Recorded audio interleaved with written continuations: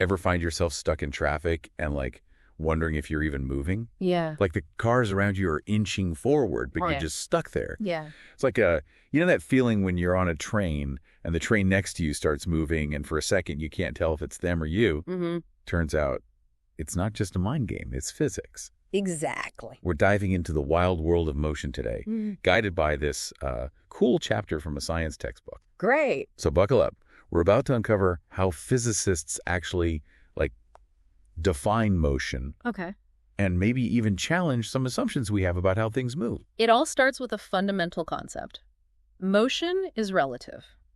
What you perceive as moving or stationary depends entirely on your point of view, your frame of reference. So it's like that train scenario, Right. right? If you're looking out the window at the platform, Yeah.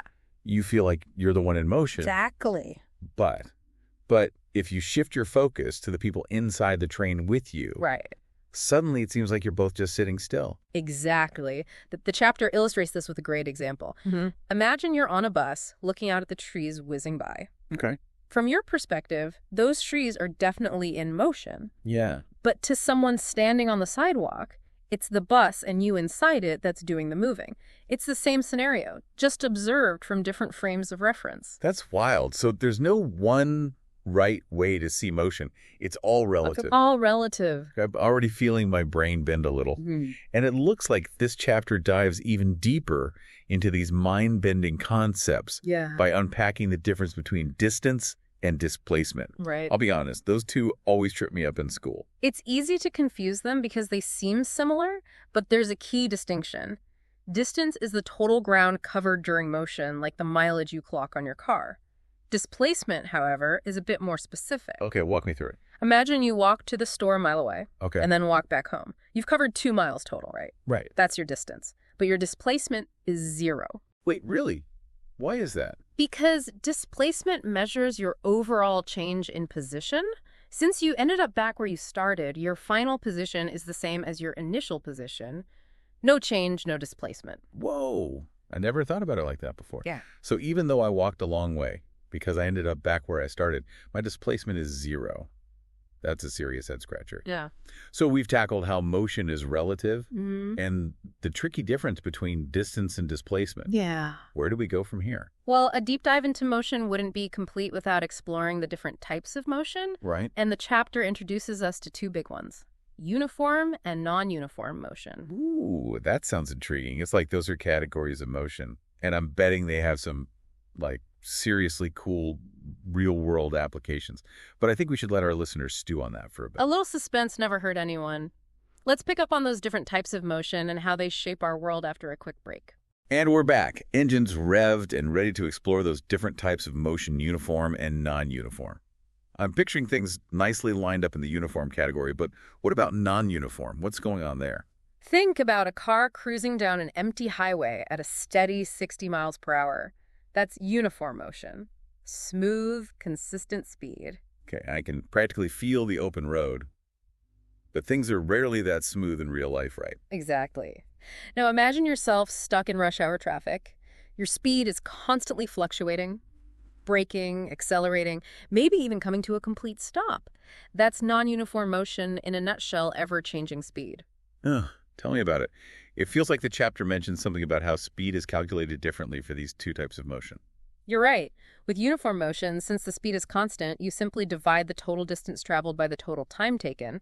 But with non-uniform motion, it gets trickier because you don't have one constant speed to work with. So how do you calculate speed if it's always changing? That's where average speed comes in. It gives you a general idea of how fast an object was moving over a specific period, even if its speed was all over the place during that time. Okay, I'm starting to get how these different types of motion work, but why does it matter? How does this play out beyond textbook examples? Understanding the difference between uniform and non-uniform motion is crucial in so many fields. Think about automotive engineers designing cars. They need to consider how a car performs under both conditions, smooth highway driving and stop-and-go traffic, to optimize for performance and safety. You're right. Or what about weather patterns? The wind doesn't just blow at a constant speed, does it? Exactly. Meteorologists use this very concept to predict those ever-changing weather patterns. Uniform and non-uniform motion, they're more than just physics terms. They're woven into the fabric of how we understand and navigate the world around us. That's a great point. And speaking of navigating, this chapter throws us another curveball, or should I say, velocity. Apparently, there's a subtle but important difference between speed and velocity. I have a feeling you're going to blow my mind again. Let's see. Imagine two cars, both traveling at 50 miles per hour. One heads north, the other east. Their speeds are identical, but their velocities are totally different. Hold on.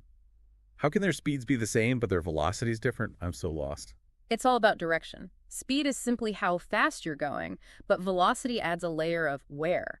It tells you both how fast something is moving and in what direction. Okay, that makes sense. So velocity is like speed with a GPS. Hmm. It's not enough to know how fast you're going. You need to know where you're headed. And it seems like this concept of velocity ties directly into another big idea from the chapter: vectors. Absolutely. Vectors are quantities that have both a magnitude, a how much aspect, and a direction, a which way aspect. And velocity fits that description perfectly. The speed is its magnitude, how fast, while its direction tells you, well, its direction. This is all starting to click. We've covered a lot of ground here. How motion is relative, the sneaky difference between distance and displacement, and the importance of uniform and non-uniform motion. Now, we've added the distinction between speed and velocity. It's like uncovering hidden layers of how things move. But this chapter isn't done with us yet, is it? There's one more concept that seems like a real head spinner. Acceleration. Get ready, because this one might just turn your world upside down. All right, you've got me hanging on the edge of my seat. Tell me everything about acceleration. What makes it such a head spinner? Well, we often think of acceleration as simply speeding up, right? Right. But the chapter reveals that it's much more nuanced than that. Acceleration is about any change in velocity, whether that's speeding up, slowing down, or even changing direction. Wait, really? So even if I'm staying at a constant speed but turning a corner, that's considered acceleration?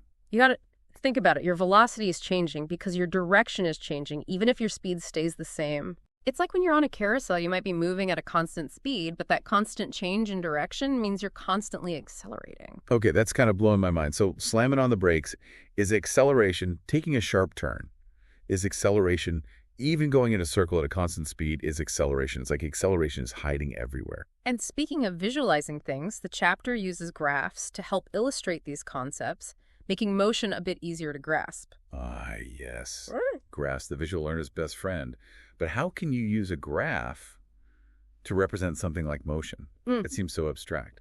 Think of a graph as a way to see the relationship between different aspects of motion. Okay. For example, the chapter uses a distance time graph to represent an object at rest. Okay. Imagine plotting time along one axis and distance along the other. Right. If something isn't moving, its distance doesn't change over time, right? Right. So the line on the graph would just be flat.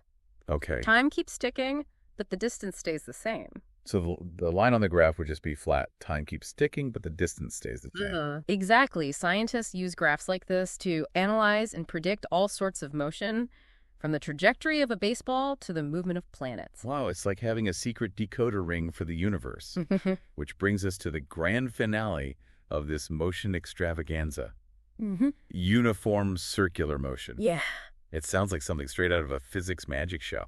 Remember how we said any change in velocity equals acceleration, including changes in direction? Yeah. Well, imagine an athlete running around a circular track. Okay. They might maintain a constant speed, but because their direction is constantly changing, they're constantly accelerating. Wait, what? How can they be accelerating if their speed isn't changing? It's one of those counterintuitive physics concepts. But think back to the definition. Acceleration isn't about speed alone. It's about any change in velocity. Okay. And since velocity includes both speed and direction, a change in either means acceleration is happening. So even though that runner might feel like they're moving at a steady pace, they're experiencing constant acceleration just by going in a circle. Precisely. And this type of motion, this uniform circular motion, isn't just confined to tracks. Think about satellites orbiting Earth. Right. They're constantly changing direction to stay in orbit, which means they're constantly accelerating. This whole deep dive has been a serious eye-opener. Motion is so much more than just objects moving around.